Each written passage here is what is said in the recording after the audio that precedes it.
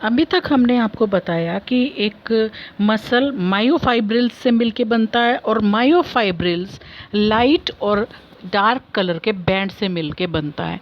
तो light band के अंदर एक्टिन प्रोटीन पाया जाता है और डार्क बैंड के अंदर मायोसिन प्रोटीन पाया जाता है। अब ये एक्टिन और मायोसिन के स्ट्रक्चर किस तरीके के होते हैं ये अब हम आपको बताएंगे।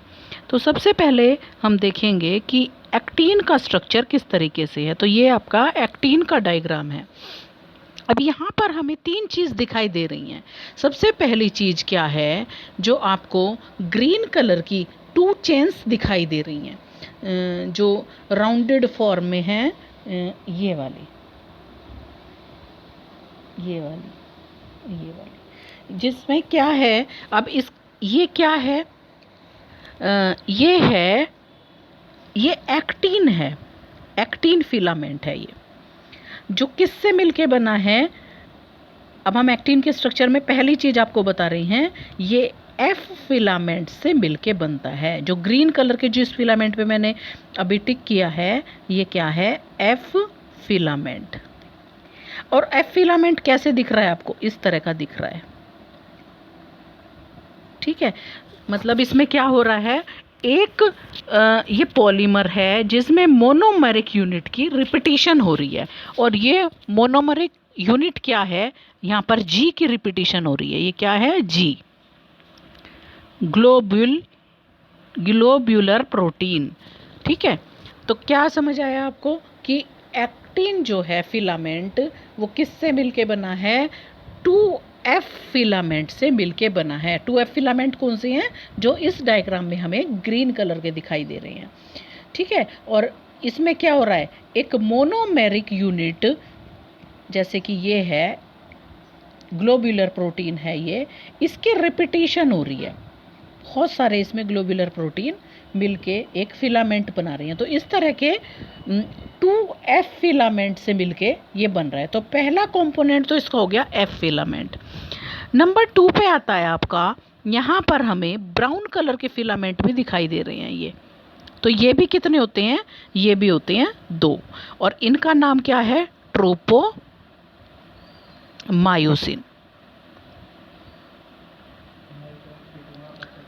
ठीक है। अब ये ट्रोपोमायोसिन किस तरह का स्ट्रक्चर है, ट्रोपोमायोसिन के अंदर ये भी double stranded alpha helical rod जैसे स्ट्रक्चर हैं। ये फाइब्रस मॉलिक्यूल हैं जो एफ एक्टिन के साथ अटैच हो रखे हैं। जब वो उनके ग्रूव्स के अंदर, जब एफ फिलामेंट की जो ग्रूव्स बनी थी उनके अंदर क्या जुड़ा हुआ है, उनकी ग्रूव्स में ट्रोपोमायोसिन अटैच है। और ऐसा माना जाता है कि जब रेस्ट की स्टेज होती है तो ये जो ट्रोपोमायोसिन जो मॉलिक्यूल है वो क्या करता है, वो टॉप पर रहता है, जिससे कि वो कॉन्ट्रैक्शन को नहीं होने देता।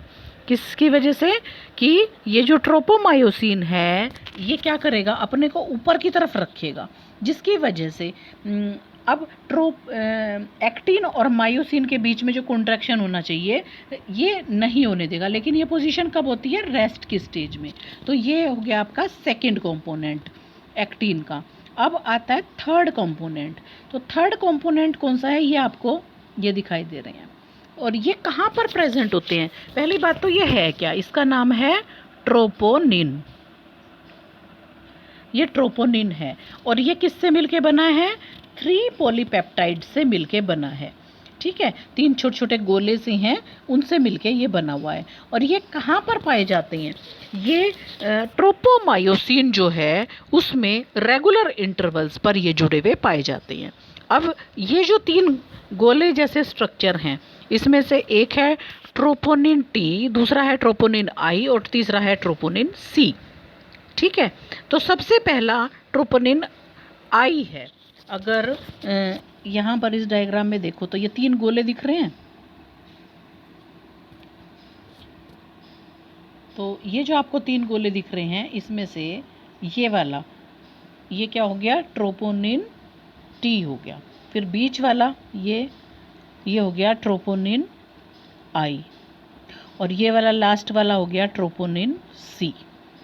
तो इस तरीके से ये 3 राउंडेड स्ट्रक्चर से मिलके बन रहा है।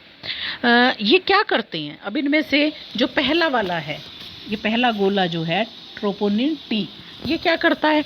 एक तो ये ट्रोपोमायोसिन फिलामेंट से जुड़ा हुआ है और दूसरा किससे जुड़ा हुआ है?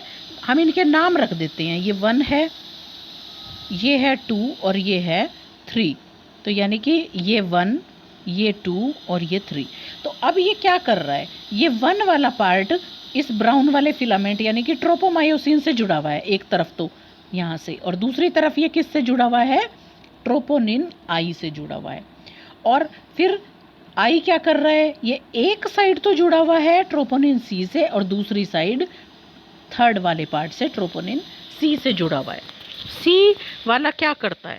सी वाला की जो है वो कैल्शियम आयन के लिए बहुत ज़्यादा एफिनिटी होती है, तो ये यही जो है क्या करवाता है? इनिशिएट करवाता है जो कॉन्ट्रैक्शन का प्रोसेस है उसको। और जो बीच वाला है नंबर 2 वाला, जिसको हमने ट्रोपोनिन आई बोला, ये क्या करता है? ये एक तरह से मास्किंग का काम करता है, जिसकी वजह से जो एक्टिन और मायोसिन के बीच में जो इंटरेक्शन होना चाहिए उसको ये रोकता है, उसको ये इनहिबिट करता है। मतलब ये कोशिश करता है कि लाइट कलर और डार्क बैंड के बीच का स्ट्रक्चर ना रहे। तो अब क्या समझ आया आपको कि ये जो है एक्टिन फिलामेंट 3 चीज़ से मिलके बना है। क्या क्या चीज़ हैं? पहले हमने बताई एफ एक्टिन, ये दूसरी है ट्रोपोमायोसिन और तीसरी है ट्रोपोनिन। तो इन चीज़ को आप अच्छे से रिवाइज करेंगे पढ़ के, फिर कल हम आपको मायोसिन का स्ट्रक्चर बताएंगे।